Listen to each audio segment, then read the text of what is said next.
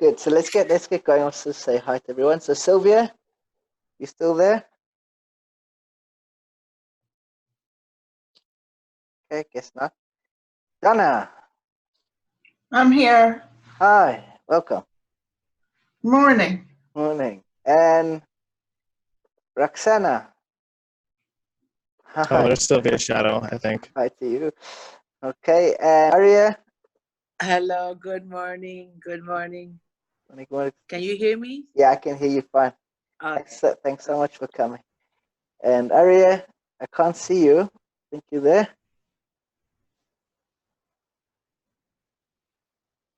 Okay, and Bracha, welcome. Thank you for coming. And Hannah. Okay. Hello. Hi. Hi.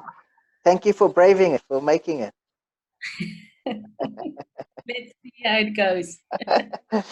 Don't worry, you can hold in tight. It'll be good.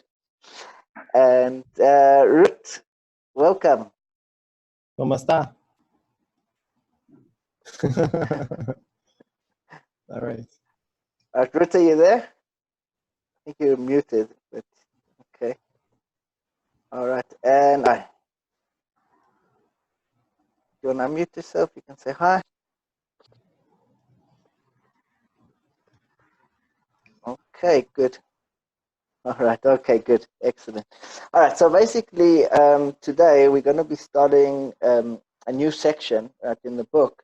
So this section here in class 9 for the next couple of lessons is ethics. Okay. So I just want to give a little bit of an introduction as to what ethics actually is, and we're going to look today at the concept of loving your fellow as yourself, and that's basic. Kiko's on. Okay, welcome, Kiko. Okay. So we're going to have a look at loving your fellow man. That's the name of the class, and I want to kick off by starting. What exactly is ethics? Okay, what does that mean from a Jewish perspective? So there's a famous Ramban, Nachmanides, who on the verse it says in the Torah in Leviticus Vayikra, it says in the verse it says Kedoshim Tiyu, you should be holy, Ki Kadosh Ani, because I am holy, Ani Hashem Elokeichem, I am Hashem. Now the Ran says a very interesting thing. He says it's possible for a person to keep every single commandment in the Torah. Right? You can keep Shabbos 100% perfectly. You can keep kosher 100% perfectly. You can keep all the commandments and nevertheless still become a disgusting human being. Now, so it's a very important thing to know that just by keeping and observing commandments doesn't automatically make you a good person unless you have the attitude that goes with it. So ethics. Michael? Yeah. Sorry to interrupt you. I just got a message on here that said you wanted me to unmute the microphone. Is that correct, or should I read it back? All right. I didn't send a message, but okay. Yeah, that was what I was introduction for you. Okay. No, it's fine. Okay. So yeah. So basically, getting back to so Ban is saying that a person can keep every single commandment and nevertheless still not be a good person if he's got the wrong attitude. So the commandments by themselves do not guarantee being a good person. You need to have something more than that. So ethics is everything which kind of falls between the space of what you're supposed to do and kind of how you're supposed to do it. And similarly in that in that parsha, in the same, it's in Leviticus, the next chapter, a few verses later, there's a very interesting commandment, and the commandment says, "Loisikam veloisitor," do not bear a grudge and do not take revenge. And the verse ends, "Vahafta l'reacha kamoicha," and you should love your friend as you do yourself. Okay. Now, that's a commandment in the Torah. It's a very well-known statement. They sometimes call it the golden rule. You should love your friend like you love yourself. And I want to look at that today to see what does that actually mean. What does it mean to love somebody like you love yourself? And what does, a couple of questions. Number one, what is love? Number two, how does the Torah command us to love somebody else? And number three, is it possible? What exactly is that commandment all about? So I'll start with a little story, and the story goes as follows. It's brought in the Talmud that there was two sages, right? Two well-known sages, Hillel and Shammai. And Hillel and Shammai were once approached by a potential convert, and the convert came to Shammai first and said to Shammai, can you please teach me the whole Torah while I stand on one foot? Can you teach me everything I need to know and while I'm balancing on one foot? So he wanted to kind of have a nutshell, like a summary. And Shammai obviously said to him, it's ridiculous. I can't teach you the whole Torah. The Torah is so extensive, it's so broad, right? How can I teach you everything you need to know, in a couple of minutes? It's just not going to happen. So he chased him away, and he said to him, get lost. I don't want to hear from you. You're wasting my time. And he went off. The same person then went to Hillel, and he said to Hillel, will you please teach me the whole Torah while I stand on one foot? Same scenario. And Hillel didn't send him away. Hillel said a very famous phrase, and the phrase was, Madasani alecha, what's hateful to you, do not do to your friend. Which basically says that's the essence of what Torah is all about, and what Hashem's will is all about, is what you don't like to be done to you, right? Don't do that to other people, right? That's in a nutshell what the whole Torah is all about. So don't steal, right? Why not? You don't like it when someone steals from you, so don't do it to others. Right? You don't like being cheated yourself, so don't do that to others. Right? You don't like being lied to, so don't do that to others, etc. So that's in a nutshell. That's what the whole Torah is actually all about. So that was his answer. And I want to look at this concept a little bit more. And what is it that he was saying? That's a commandment in the Torah. You should love your neighbor like yourself. And the same seems to be the same idea, that what your friend doesn't like, don't do to somebody else. It seems it's almost the identical concept. Don't do to others what you don't like having done to you. So I want to start off with the important question, right? And there's three questions really which are addressed in my book, and that is, the first question is, what is love? Right? Was as the Torah says, "V'ahavta l'reacha kamocha." You must love your neighbor, your friend, like yourself. Now, what exactly does that mean? What does that entail? What does it mean to love someone else? How does one fulfill this obligation? The second question, right, which is kind of a double-barrel question, depending on how you look at it, and that is, for some people, right, Uzi, right, if you have Ashkenazi people with constipated tear ducts, right? For some people, it's really hard to show any emotion, right? So how do those people, right, express love, right? For some people that get to show any emotion of any affection whatsoever, it almost seems like impossible. So how does Hashem expect those people to be loving towards others? It can like an obstacle for them. So what does Hashem want from those people? And the second question is the reverse of that, and that is, for other people, right, being loving and caring comes so naturally. It's almost like they don't need the Torah to tell me, love your neighbor. It will come with, even if the Torah didn't write that, you would have been loving and caring towards everyone around you, even without such a commandment. So why did the Torah have to spell it out? You must love your neighbor like yourself. Right? So there's two questions kind of bundled up into one. Now, the answer, which I want to look at, is based on a concept which is brought in. It's brought in a number of places, but in general, if we ever want to know what the meaning of a word is, so I want to address the question, what is love? And if we ever want to know the Torah's view of what something is, we need to find the first place that the Torah uses this word. And whenever we find the Torah's definition, it's not just the word, right? In Lashon HaKodesh, in the holy language of the Torah, it's the word is more than just a translation, but it's actually the meaning. It's the root. It gives us an understanding of what that is. So the word in Hebrew for love is ahav, is the root, right? Which is spelled aleph, hey, base. Okay, and the numerical value of an aleph is 1, hey is 5, and I'll come to what that means in a second, and base is 2. Now, the word hey, we see when it comes to Joseph and his brothers, Joseph uses the word, he says, can you please hey the produce to my brothers? And we see that the word hey is translated as to give. Now, the explanation is of what is love.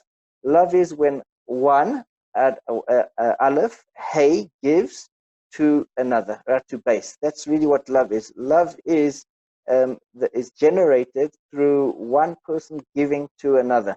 That's the root of what love is if one person gives to another. So that is quite an important concept of what love is. Now, I want to go a little bit deeper into that, and maybe later on we'll take some questions. And there was someone by the name of Rav Dessler. Okay, his name was Rav Dessler, and he was a very interesting story. He just before the Second World War broke out, he moved to the UK, and he wrote a very famous set of works. It was translated later into English, called Michtav Meliyahu.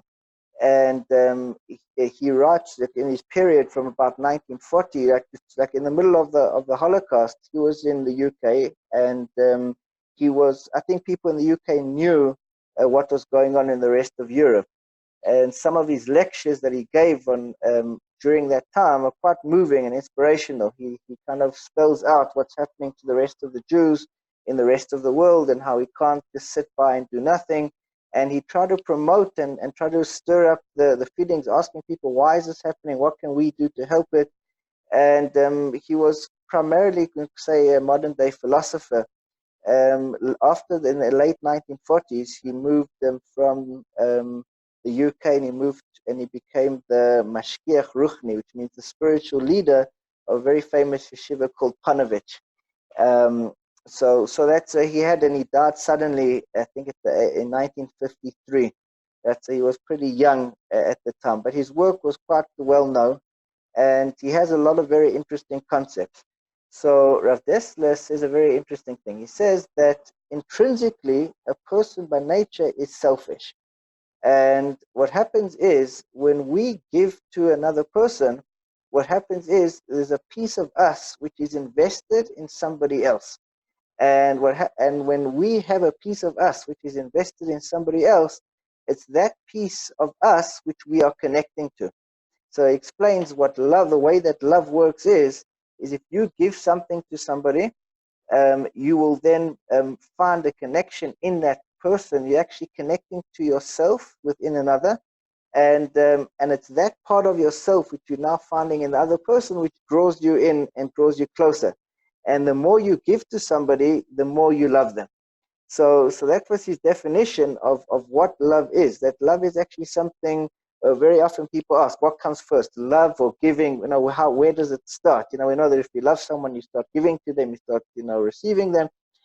Where does it start? So Dessler says a very interesting concept, that it starts by you giving, and the fact that there's a part of you invested in somebody else, that draws you closer. And the more you give, the stronger the bond is that you're going to feel towards somebody else.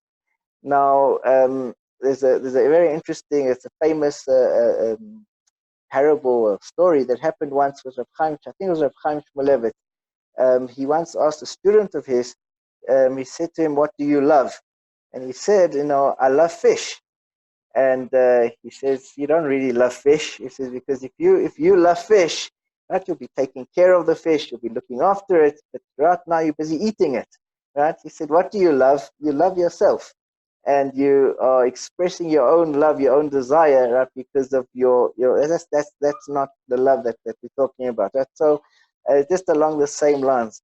Now, the Orchas Sadikim, right, writes that it's a book which we don't know who the author is, but the Orchas Sadikim writes that there are 7 different kinds of love which a person can have. I'll just name them to you, and then I'll discuss them a little bit. So the first love which is discussed is the love of a person that someone has for his children. Okay, and like you said, that's the highest category of love, and we'll discuss in a moment why that is. The second love a person can have is the love of money. Okay, it's quite different, but there's a love there involved as well. The third one is the love of woman. The fourth is the love one has for his relatives. The fifth is the love of longevity, or the love of life itself. The sixth is the love of honor, or to be honored. And the seventh is the love of physical pleasures. Okay, now if you understand that there's actually different types of emotions and different kinds of love which a person can feel. And each one is quite different and quite unique. Right? One can't compare, for example, the love of honor, right, as one would compare the love one has for their children. So it's a similar emotion, but it's different. So I want to try and understand a little bit more, maybe from a psychological perspective, the love of human beings, and then I'm going to relate that to what Rav Dessler said, and to see that it actually all fits into one cluster, one understanding of what love really is. So there's a professor, his name is Robert J. Sternberg, right, who's a professor in, I think it's Cornell University, who has a theory of love, right, that I sent a message to you, may have got the picture with the triangle, where it's a triangular model of love. And he discusses that the bonds which we have between people will fall into this triangular, there's 3 different characteristics which interact. And when you can either have one of them, you can have 2 of them, or you can have all 3 of them. So I want to discuss what the 3 characteristics of love, and that would be within interpersonal relationships, that's with the love that would feel towards another person. And right, that's it. Yes, Uzi. Okay, so we're going to be looking at that model just for a moment, just to have an understanding of what it is. You can check on the group, it's there. So the first characteristic of love is what we call liking, and he refers to it as intimacy. Now, I think a lot of people mistake what intimacy actually is. Intimacy doesn't just mean closeness, but intimacy means the ability to be your authentic self around somebody else. When you can be yourself and not feel judged for who you are, be fully accepted for being who you are. So that's what intimacy is. Intimacy means the ability to be authentic and to have space where you can be yourself and feel comfortable in that space. Right? That's what the first characteristic of love. That's one component. Now, if you just have intimacy alone with no other of the ingredients of the triangle, so it says that leads to a good friendship. Right? Means that you can bond with someone because you can relate to that person and you can connect because you can be yourself. You can be authentic around that person without feeling judged, and you can have a connection which is based solely on intimacy, and that's the characteristic of a friendship. Right? The second characteristic of love or component is what we call infatuation, right, or passion, right, and that would normally be like sort of like a lust or where a person is obsessing, person constantly thinks about someone else all the time, right? So that is like infatuation, and that's kind of like a desire, emotional trigger, which is continuously pushing a person to want to be with that other person. Now, if you have infatuation and you combine that with intimacy, So that's what he calls romantic love. Right? Romantic love can come, and it can be short-lived, or can also extend, for a longer period. Right? That is that's the second component. The third, right, is what he calls commitment. And commitment it's a logical choice, where once a person has understood who the other person is and has a passionate desire to be with that person, so a logical choice is made in your mind where you say, I now decide that I want to be in a long-term relationship with this person. Right? And that is commitment. Now you have combinations of all of them. Ultimately, he calls, if you have all three components, if you have infatuation, you have intimacy, and you have commitment, that's what he calls a consummate love, which is the ultimate enduring love, which lasts a lifetime, which is, can go through all kinds of trials and tribulations. That's kind of the wholesome love that the person can have. That's like the ultimate expression of love. Now, if you have infatuation and commitment alone, so that you could call that fictitious love, right? And that sometimes can happen where sometimes, for example, you have long-term relationships which dissolve over time. There's another kind of which is even more common, which is when a person has this intimacy and commitment.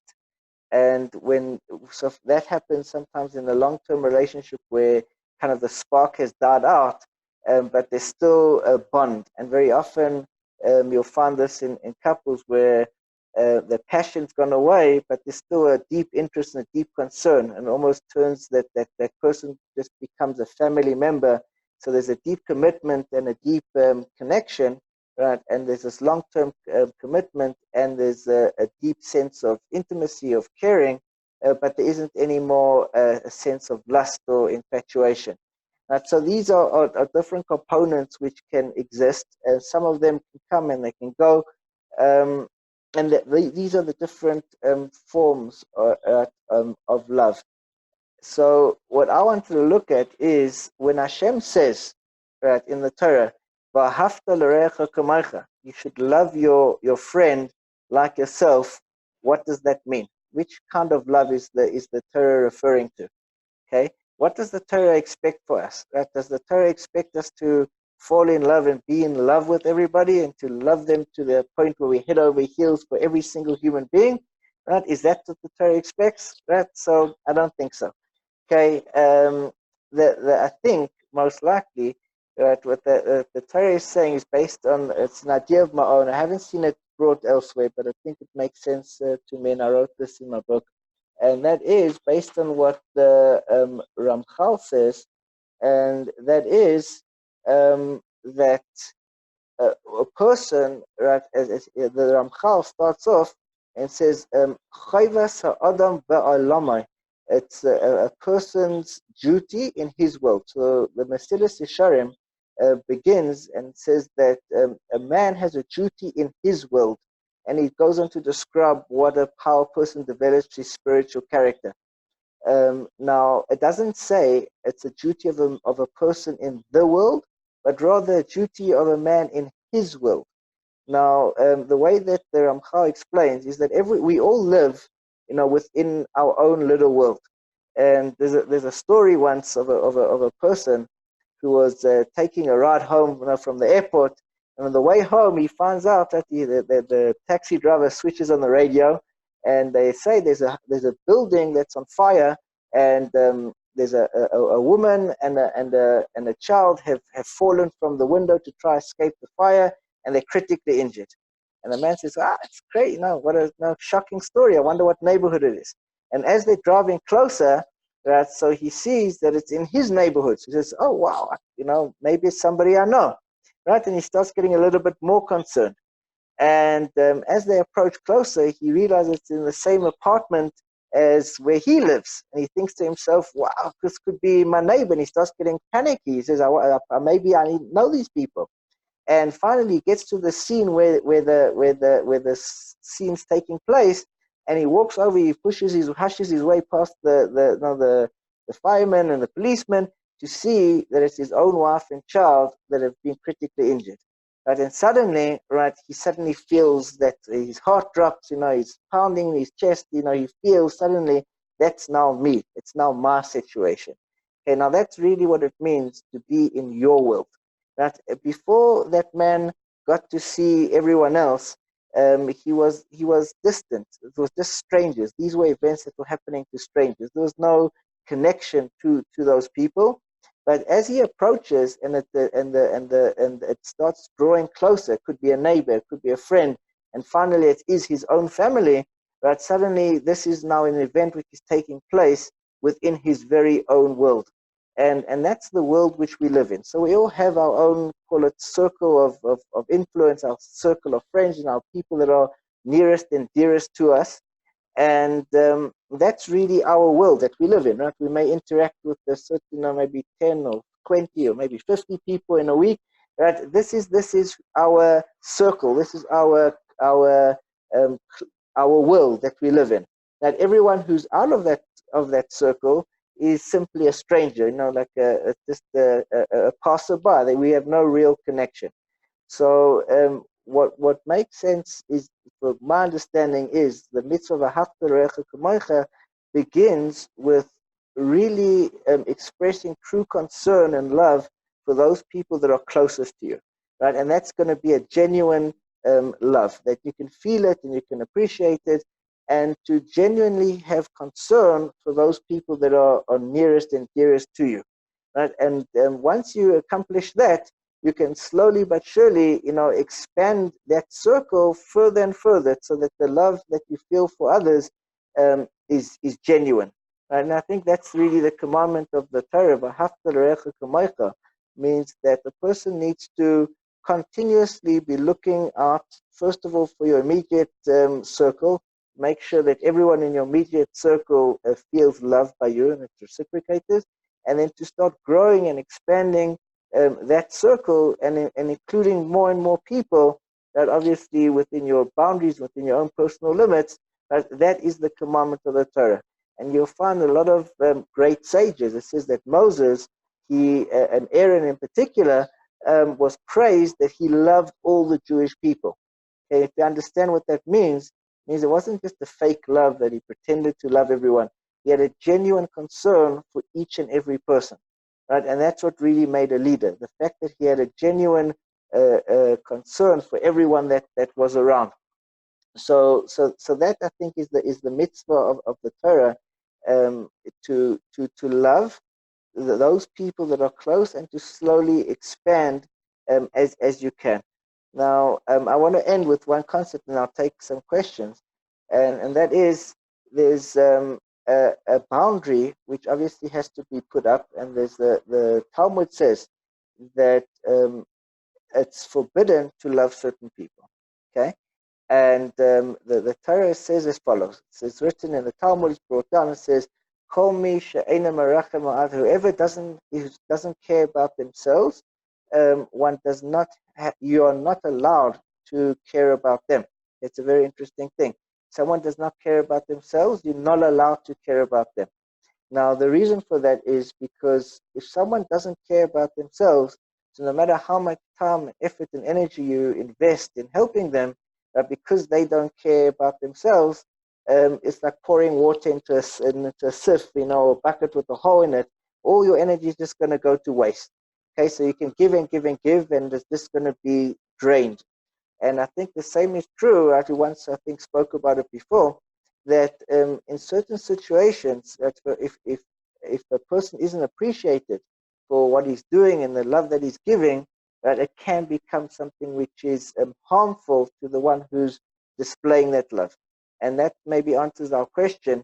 For those people who are overly generous and overly giving, their challenge is to know when to not give. And for those people who are undergiving, or people that are selfish, so their challenge is to become selfless.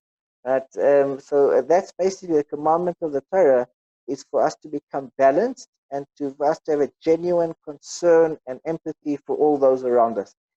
So if your person is very selfish, your goal is to become selfless. The person is naturally selfless. Your goal is to then backtrack and to contain yourself, and that essentially is the mitzvah of the Torah, right? And that's kind of the ethical component. So it's not stated in law. It's not a law per se, but it's a mitzvah. Every time a person has a genuine concern, for someone else, I'll give you a story that happened to me. I'll take some questions. So one time I was at the Kosovo, and I was praying there, and I saw there was a beggar who was collecting money, and I could see he was a genuine person. He genuinely needed the money, and so I checked my wallet to see if I had anything. I myself had an empty wallet at that time. So I said to the person, I don't have anything to give you, but I can give you a hug, right? And that, I think, is maybe what the Torah really wants, and that is to give of yourself. It doesn't necessarily mean, to give money. It can sometimes be, to give somebody a smile. The Talmud says that the whiteness of your teeth, showing someone a smile, being friendly, being nice to somebody else, can go very, very long way. And so I think that's really the perspective or the mindset of what Hashem really wants from us, is to be a nice person. That's really, with all the mitzvahs that are going around, and this is what Hila was saying to the potential convert. You want to understand what's God's will behind all the commandments, it's be a nice person, right? And that's kind of in summary, right? Try and be a good person, care for others, and do to others the way that you want to be treated. If you have that in mind, would I want that to be done to me? And if the answer is no, then you probably shouldn't be doing that to somebody else, right? And I think that's the kind of the guiding force and the principle, which Hashem wants us to live our lives by, is to always to be awake and aware, and to be sensitive to the feelings of others, and to give of ourselves, what in whichever way we have a strength in. All right, guys. So a bit of a short lesson, but if you want to unmute yourself, I'm happy to take any questions on that. Okay, everybody, just limit to one question. Be respectful of other people and the time that we have. Thank you.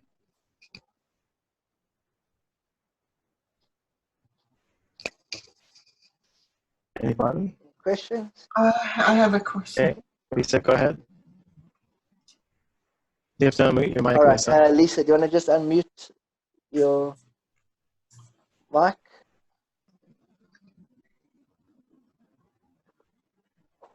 She's figuring it out. Okay. All right. My question is, if a person doesn't care about themselves, all it takes is one person to encourage them. So sometimes you might be that person, that one person, to encourage them out of everyone else. Right.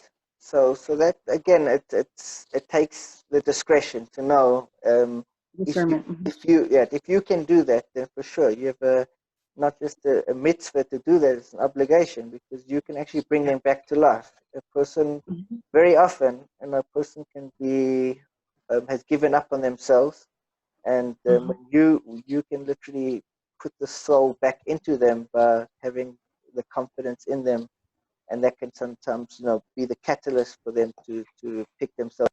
So if you know that you can do that for someone, so then you're saving somebody's life. So for sure, in that situation, that's you must do.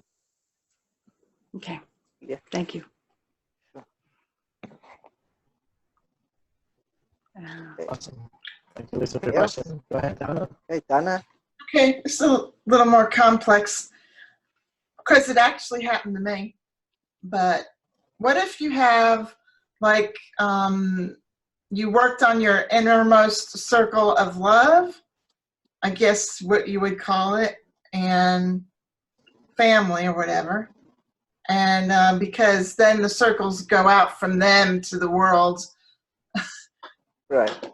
What if it got very complex, and you know that, like, it's closed off, but you also know that it can be opened for under, possibly, is it true, it can have a reason to be closed, and then reopen some other time in the future or something, or like if you feel like you know they're closed, but you know they can also open, but you don't understand how it works, but you know that you're not supposed to approach them. Right. Okay. So I want to just. I don't know. Okay. Did I say it correctly? All right. I think Maybe I I'm understand. missing something. All right. I think I understand what you say. Maybe you can ask again. I just want to make clear that just because someone is related to you doesn't necessarily mean that they're close to you. And it's a very important concept to know that they say, family, blood makes you a family, but loyalty makes you, bonded together. So you can have a person who is kind of, you would think they would be close to you, but they may not actually be genuinely concerned for your well-being. So you have to look at, each person needs to look at themselves, who their real circle is. Who are those real people that are genuinely in their circle of influence? So yeah, so when it comes to that, so I think one has to first develop and work on the ones, the relationships which are, workable, the ones which can progress and can develop further. And then you can put it as a later project, to work on those people who are supposedly in one circle, but not really supportive. I'm not sure if that... That is right on target, Rabbi. And Michael, and also I think that, I guess I was thinking like, well, now I see they could go to another circle. Yeah. So one has to appreciate, who one's really close to. That's and very often will be challenged in that area. And sometimes, and unfortunately, the people we expect to be the closest are sometimes the most distant or the most problematic, and kind of the hardest kinds of relationships. But the entire world is bumping into each other with circles. Yeah. And some of them are closed, but we're bumping into each other all around the world. Right. So there's my circles. Yeah. All the circles kind of eventually bump into each other, and eventually, the ultimate goal is for that to form a giant circle where the whole world is, caring about one another. I think that's something which will happen in the days of Mashiach, when all these circles combine, to form, one group, of people that are, all feeling the same way, positive energy towards each other. Okay, thanks. Anybody else have a question? Doesn't have to be based on this topic. It could be any question. Go ahead, Julia. I have a question, Rabbi. Yes. Is there a limit to love? Yes, most definitely. It's. I think I once gave a little short video about self-love, and that is that if a person is getting eroded, the person's giving too much, and he's not being appreciated, and it's not reciprocated. So then it can be harmful for the one who's giving it. So the limit is how much you can tolerate and how beneficial it is. So if you see that you're able to give, and you're able to sustain it, and you're growing, and you're becoming happier through doing it, you'll notice that that's the best litmus test in anything, is to see, are you happy doing it? If you're happy to give and you see that it's having a positive influence on your life, then you know you're going in the right direction. The minute you start feeling resentment or unappreciated, or it's being taken advantage of, or it's hurting you, right? So then you know that that's the limit. That's a place to cut it off. So we once spoke about this. V'ahavta l'reacha k'moicha. Ka means like, can also mean until. So one should love your friend until it impinges on your own well-being. So if you see that your giving is now starting to hurt you, so you now know that that's a sign that you've taken it to its full extent. And if you feel that you can still give further and it's not hurting you, or it's in fact benefiting you, then you can and should continue. Okay. Good. Anybody else? Anyone else? Dwayne, you have a question? You're just scratching your head. No, I'm just scratching my head. Oh, we can hear you today. Hey, we got some microphone there. Hey, this is just a miracle. All right, so you always had a question, man. We gotta hear the questions. Okay. Lisa had another question, I think. And Aria, do you have a question? Yeah, kind of question. It's a good subject, and this was one that it takes a lot of discernment, to know that sometimes because you love someone, you have to withdraw from them at times. And I think it's important to know but it's really difficult sometimes to figure out where that line is crossed when your love actually becomes enabling somebody else to continue down the wrong road, and then how best to express love in that situation. Right. No, for sure. One of the most classic examples, is say like alcohol to alcoholic or drugs to drug addict. So you think you're helping him, because he's asking for something and you're giving him what he wants, like you're enabling, but in actual fact, you're actually, you're causing more harm. So that's something where a person needs to be sensitive to the holistic picture. When you're giving, what's the full consequences of those actions? Is it really helping them, and do you have their best interest at heart? Do you really care about them? And if you do, so sometimes then I call it tough love. Sometimes saying no is actually a better thing. Sometimes parents do that with kids, because they know ultimately that allowing certain behaviors or certain things is actually going to be detrimental.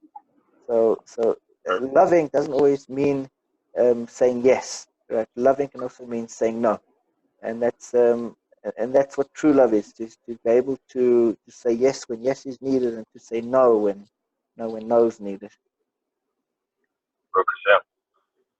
Okay, good.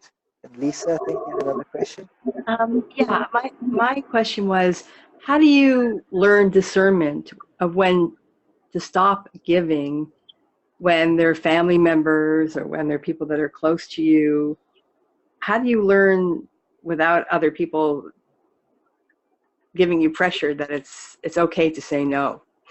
Like, right. How do you learn to be comfortable with it? Yeah. Right. So I think we learn from experience. Sometimes we won't know our own limits, until we get into that discomfort zone, and there isn't a way to know except via the experience of learning from the tough way.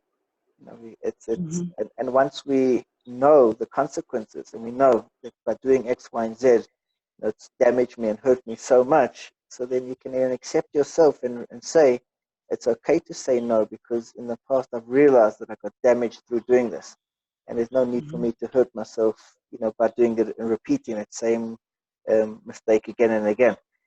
So that the work in that situation is to kind of feel comfortable with the fact that you've already experienced it, so you've learned the lesson, and that can be a challenge for a person to always wants to be optimistic and hope that another one has changed and they're going to act differently a second time, and a third time, and a fourth time, and if you see the same pattern again and again, so it's now up to you to put that line in the sand to say that this behavior is hurting me and it's no longer beneficial.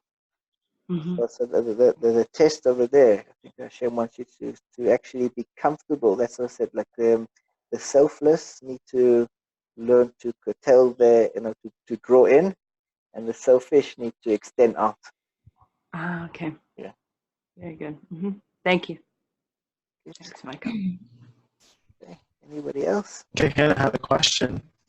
Yes. How many people are here? Go ahead, Hannah. Thank you.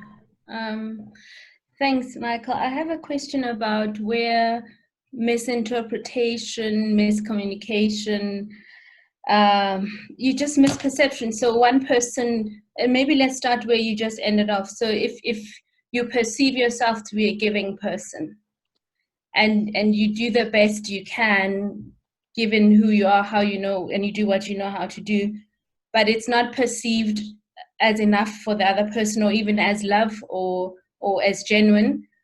How do we, and also if you say the selfish person must give more and the selfless must withdraw, but sometimes we don't know we are selfish or selfless. How do you, Right. can you say Okay. something? So yeah, we can talk about a CD and a DVD player. Um,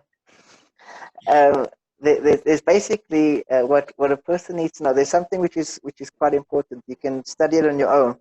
There's something called the 5 languages of love. Okay, which is, I think, an important concept which everyone should learn and should know.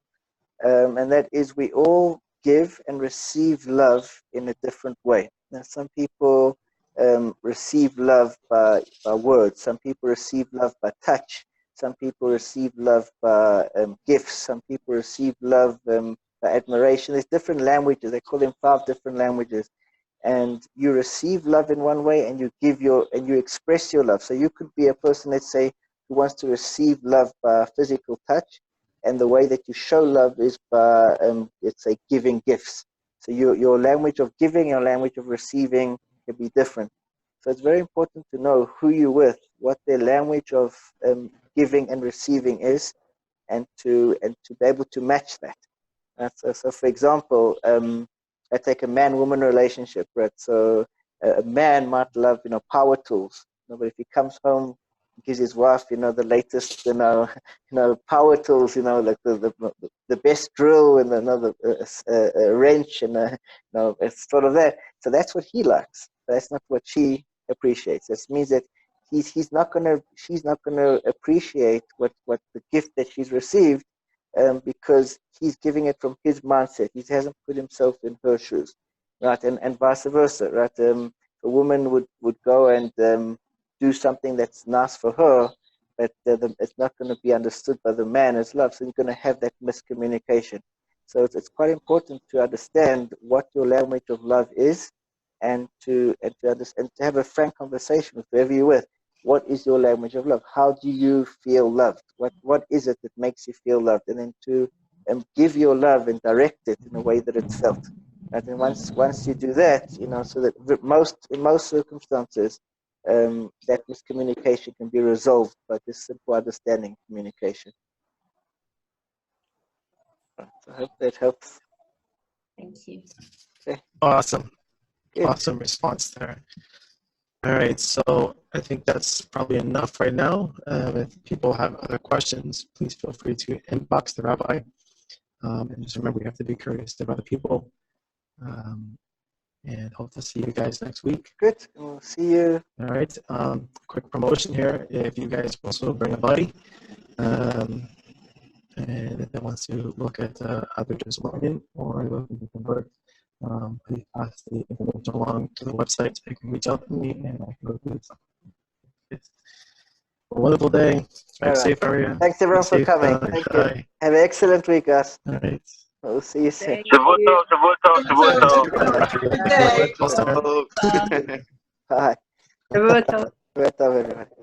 Shavuot tov.